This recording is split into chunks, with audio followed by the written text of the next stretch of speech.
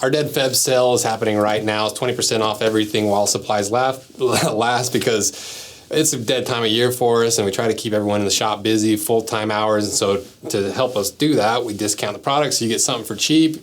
Valentine's is right around the corner. Even if you're single and dead inside, you might as well buy yourself something for Valentine's. Fits in with Dead Feb, so check them out below. Nike is the king of visual shoe gimmicks, starting all the way back in 1987 with their very first visual Air unit with the Air Max 1. And visual tech completely changed the footwear industry because before this time, most shoes were very basic, essentially just being variations of Converses. You know, just super simple construction, canvas upper, vulcanized rubber in the outsole, very little underneath your foot, and a few basic running shoes like New Balance. And as material science advanced through the 80s and 90s, there was this huge explosion in new high-tech materials that could be utilized for footwear. But there was a problem, and that was that they had a really hard time communicating these new technologies to the consumer. They tried naming the new tech, branding it, explaining it to the customers and how the tech worked, but like the old saying goes, a picture's worth 1,000 words. And that's exactly what that little window on the Air Max 1 was. It was a picture, a snapshot, a window into the inner workings of the shoe that actually represented a leap in technology that was the Air units. And those Air units were a huge success for Nike, and I think a lot of it is due to the visual aspect of it. They cracked the code on showing how different their shoes were compared to all the rest of the competition. And over time, as Nike inched closer and closer to becoming a casual brand and further away from their performance roots, they realized that visual tech would work just as well for casual shoes, if not better. And the advantage that casual shoes had with the visual tech is they didn't have to perform at the top levels of athleticism. And so this allowed Nike to really push that visual tech even more with full-length Air units, with the shocks and all the new technology we saw come through the 90s and even the early 2000s. And fast forward to today, in the last few years, Nike has taken that visual tech concept to the absolute most extremes. Like, here's some examples that we've cut apart. Just the Scorpion alone is it's up there with the most ridiculous shoes of all time. And they pushed this to a point where it's no longer a method of trying to visually explain the technology that's in their shoes. And now it's a lot more of loud gimmicks to catch people's attention, to make a statement rather than an actual difference in the shoes, to use those over-exaggerated versions of their technology almost as billboards to promote their actual performance versions. And they've taken those concepts to such an extreme extent that they're almost unwearable. Like, most of those shoes that are those extreme shoes, you can't wear them as casual shoes. To me, they just come off as really hyped up gimmicks to catch people's attention, just almost like clickbait of shoes. But is that a bad thing, or is it a good thing for Nike? Is the future of Nike more extreme gimmicks, or are they gonna start going back to their performance roots? So that's why I bought a pair of these to cut in half and run through our test to finally answer the questions about Nike's future, but specifically this shoe. First of all, what is it supposed to do? How does it work? Is it all just pseudoscience? How are these little nubs and balls attached? Is this shoe gonna last longer than 50 miles of walk-in? How does it actually feel underfoot? Is this a gimmick, or is there any real-world applications to these little balls pressing up on the bottom of your foot? And ultimately, are gimmicks bad? Is it ruining Nike? Is it ruining their reputation? Is it building distrust in their consumers by pushing things to such an extreme gimmicky end? So then what is the shoe? Well, the brand is Nike. The style is the Mind Mule. They weigh 10 ounces. They retail for $95. Seems like a lot for a foam mule, but to me, it kind of depends on how this technology is applied and if there's anything really to it at all. These are made in Vietnam, and the way they position this product which is vital, which is really, really important for this, because they say some interesting things in here. They say, what if you could enhance your pregame routine with a mind-altering shoe? So already off the bat, a mind-altering shoe, already my suspicions are raised. Meet the Nike Mind. Its large outsole nodes push against your foot as you step, engaging sensory areas of the brain to help you stay present and connect with your surroundings. It's starting to feel like bull. This to me is where it starts to feel a lot more like foot zoning and like the foot acupuncture, where they're like, this little pressure on the bottom of your foot will heal your liver. This is connected to your cerebellum. Over here on the pad of your foot is this. Also, it's the bottom of your foot. To me, this is where I'm like, this feels a lot like Nike's leaning into pseudoscience. But also at the same time, it seems like they're doing what Nike's been really, really good at, where they're kind of implying that, like, oh, it's important to have certain pressure on the bottom of your foot. It attaches to your brain. Well, your brain is always attached to every part of your body. And so they can kind of skirt around being a little pseudoscience-y, but they can still protect themselves by saying, well, no, there's a sensory input at the bottom of your foot that you feel in your brain. To me, it's sketchy. I'm surprised more people don't call Nike out on this kind of stuff. And continuing on, because when it's anyone's game, winning is all in the mind. So now it's kind of like they're implying like, this will help you do better. This is gonna improve your performance because this connects your mind to your foot. And they're not making overt claims, but they're implying it. Developed in Nike's Mind Science department, 22 nodes move up and down against your foot in a way that scientifically shows to activate sensory areas of your brain. Once again, if I take a knife and I push that at the bottom of your foot, you're gonna see activation in the sensory areas of your brain because I'm getting a sensory input in my body that connects to my brain, the sensory hub of the body. You see what I mean? It's shady. I just feel like it's so shady. And there's so many Nike fans out there that defend every little thing that they do that I'm gonna be interested to see what other people's and other influencers' opinion of this is, because this just feels so much like 90s pseudoscience bull. And it's 2025. So that's the initial positioning. And if you do happen to want a pair of these, good luck, because we gotta pay so much more to buy them on StockX. So let's check out the site. Let's see what's going on here. The American Podiatric Medical Association Seal of Acceptance signals this shoe helps promote good foot health. But once again, what does it even mean? Can you claim that if you have any kinds of shoes on, because it's gonna protect you from the ground that you're walking on? That promotes good health. You know, like what do you mean? This is not more information. This is very basic information. Where's the actual more information? Okay, here, let's look at the asterisks over here. Delivers. Okay, we got some data to back it up. Scientifically shown to activate sensory areas of the brain by stimulating anatomically mapped pressure points on the foot, helping athletes feel focused, calm, and present. Focus and mindset is everything in football. The mindset wins the match. Your mind leads your body. Athletes all. First of all this like labs and science and scientific papers, but this is clearly like a marketing World agree. Mindset is key video. in any sport. Introducing Nike's first mind-altering shoe, the Nike Mind One. Other shoes dampen sensation. Fake. Mind One Fake. amplifies it, utilizing 22 individually articulated nodes in the midsole. Nike Mind technology is scientifically shown to activate your How? senses via the thousands of sensory receptors underfoot. Right? Okay. Engaging your senses with Nike Mind can help you get out of your head, connect with your surroundings, and stay more present. It's a gimmick. Pre-game It's a routine. sham, for sure. This is Nike pseudoscience. Mind One, a mind-altering shoe. Intentionally misleading pseudoscience, straight up. Okay, let's see what this fine print says, if it's more just marketing and branding. Side effects include, but are not limited to, clearing your mind, acting on instincts, a complete lapse of hesitation. Yeah, so I thought this was maybe their like case study or something. I just realized I lost 20 minutes of footage, so we're gonna do it again.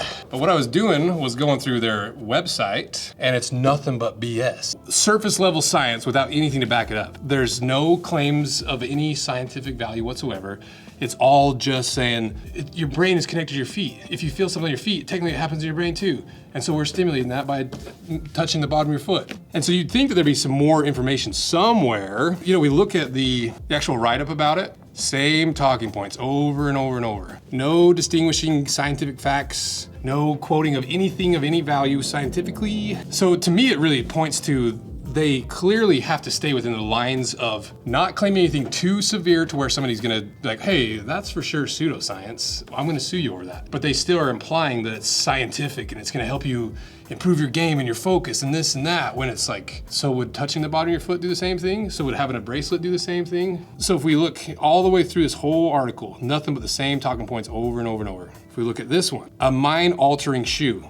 Activate your senses to enhance your pre-game routine. Once again, no actual data to say anything, but a huge claim of a mind-altering shoe. But that's like a mind-altering shoe is not a firm enough claim to say like, well, what are you actually claiming? It's a very loose claim because you can say anything alters your brain. When you eat anything, your brain chemistry gets altered. You see something, your brain chemistry gets altered. And so they're floating on this surface level science BS to make you think and make you feel like there's something of actual value here and there's science to back it up. But so far on all the sites, all the write-ups we've seen, even with these, all this, no science to back anything up. This looks scientific, but there's no value to this. This is marketing. There's no real world value to any of these straight up marketing BS. We use everything underfoot, plantar pressure sensors, electromyography of the lower limbs, and okay, where's the results though? Where's the data? Where's the information that says this actually does something? Because if you're gonna make these bigger claims and you're as big as brand as Nike is, you should have some scientific papers to back it up, some data to back it up, a write-up somewhere to say, this isn't just a marketing gimmick, this isn't just a sham, this isn't just a scam to make you think that we're gonna improve your game by buying a pair of slides that touch the bottom of your foot. Where's the data?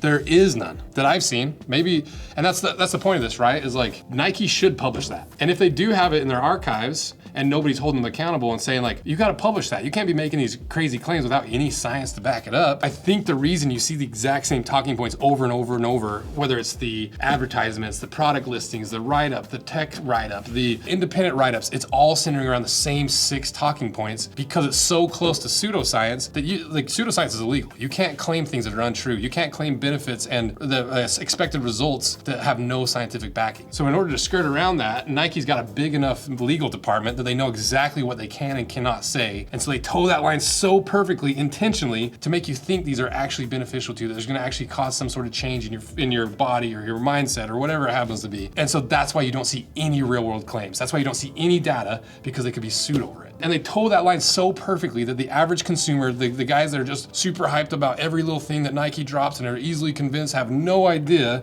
that this doesn't have any real world science to back it up, at least that Nike's published. So that sure is pseudoscience-y to me. So let's see how hard these nodules are to pull out. I already know, you don't know though. Ooh, not that hard. What does the actual nodule look like? A micropenis. So really, you don't have 22 nodules underneath your foot. You got 22 micropenises. And you know, was that hard to pull out? It was decently hard. You know, I can talk through it, but it still takes some pressure to pull it out. You can see there's different nodules of different sizes, and they're just glued on to that insole material. Because you can see right here where it's starting to pull through and stretch that material out. Is it a bad enough design that they're gonna fall out as you start wearing them over and over and over? I don't think so, because it's not like you're gonna be pulling on these. There's mostly gonna be pressure on them. And this version isn't a performance shoe. They have the sneaker version that I'd be really curious to see if they attach them the exact same way, because on a sneaker, I'd be way more concerned than on a mule. Because on a mule, you can kind of get away with making it cheap and you can literally just pull these little MPs off. But on a sneaker that's more performance-based, I wonder if they did anything different. Okay, let's just do one more for fun. But is there anything in these nodules? Is there anything else hidden on the inside? Do these toe and heel bumpers have anything in them? Is there any more pseudoscience tech in the shoe? That's what I want to figure out. So now let's cut these in half and really find out the truth about Nike Mind.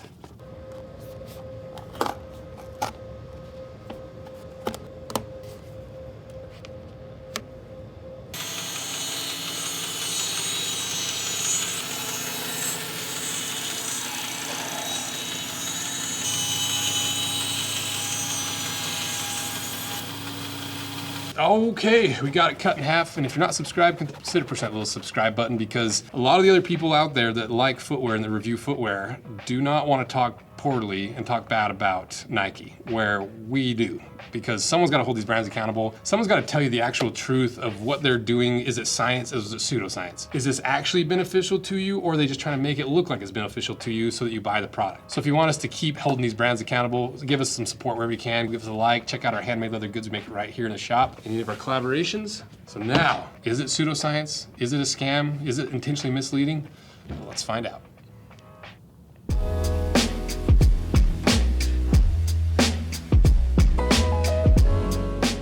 So is there anything else on the inside? Nope, pretty straightforward. You know, there's no voids anywhere. This is just a rubber bumper and toe heel bumper to give you a little bit more wear protection. And that's pretty much it, just very basic on the inside. These nodules are really just another piece of foam. You know, and keep in mind, I didn't expect much more than that. I was just curious if there was anything else in here. So then how does the Nike Mind actually work? It's pretty straightforward. These little nodules protrude a little bit further out of the outsole so that when you put pressure on it with each step, it pushes that up into the bottom of your foot. And that's it. And how are they attached? They're just glued on. You know, they're glued on pretty well, but you can definitely still rip them off. But are they gonna fall off as you wear these? There's a chance of it, especially if on the sneaker one, if they're built like this and the sneakers are just glued on like that, I wouldn't necessarily trust it. But keep in mind, they were glued on pretty well, and it's not like you're gonna be pulling on these every time you take a step. But are these shoes gonna actually last? I think they'll probably last as long as a pair of like Crocs. You know, that's kind of what they're compared to. I'm really curious about the sneakers, because if they're built in the same way, I'd have some concerns about it. But how does this actually feel? You know, when we got them, everyone tried them on. It's kind of a unique feel. You do feel a little bit of pressure on the bottom of your foot, but for the most part, it's really sloppy, because you're kind of gliding around on these balls, and they slop side to side. So as you're walking, you kind of are like walking on ice. You don't have a firm footing, because every step you take, those balls are moving around as you step, like that. See, like every step you take, those balls are moving around. So it does feel interesting. It's nothing crazy. Like I thought for sure it was gonna feel really intense, or you'd really be able to feel every single nodule poking up in the bottom of your foot, but you don't really. And is this a gimmick? Is there anything real with this that would actually give you some performance boost, a mental boost, any of these boosts that they're claiming throughout all their marketing over and over and over? I don't think so. I don't think it's any different than if you pinch somebody, or if you put a tight bracelet on, or anything that just takes your attention out of your conscious thought and into your body. I think that's ultimately what this is. So ultimately, are these visual gimmicks that have really made Nike who they are they inherently bad? I don't think so. I think that's part of what people love about Nike is they push the limits. They take new technology and they try to figure out how they can fit it into their footwear. And a gimmick starts slipping into pseudoscience and false advertising when you start making false claims about the benefits of your product. Instead of just saying, oh, it's a cool product, it's kind of a cool sensory feeling, it's gonna give you this and that, when it literally does nothing. So to me, this is about as big of a pseudoscience flop as Nike's ever done, at least since I've been reviewing stuff. Even though I do like them, it just turns me off when they lie to their consumers. So Nike, I think you ought to back off of your false claims and your misleading advertising, because people actually trust your brand. And the more you do this, the more people realize that you're just making money off them. You're lying to them. You're shading the truth to get them to buy products that they don't need for a purpose that they think they do need. And that